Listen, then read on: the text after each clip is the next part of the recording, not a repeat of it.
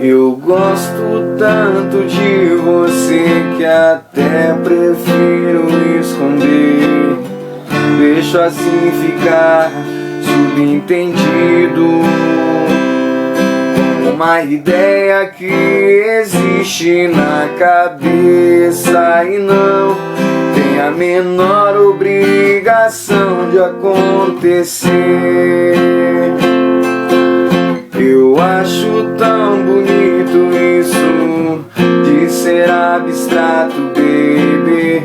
A beleza é mesmo tão fugaz.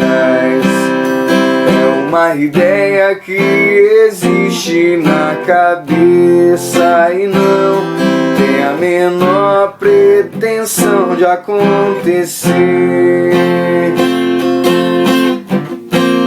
Pode até parecer fraqueza, pois que seja fraqueza então.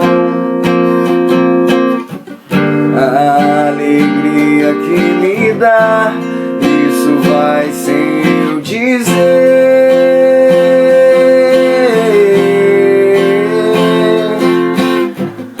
E se amanhã não for nada disso, caberá só me esquecer. Eu vou sobreviver. O que eu ganho e o que eu perco, ninguém precisa saber.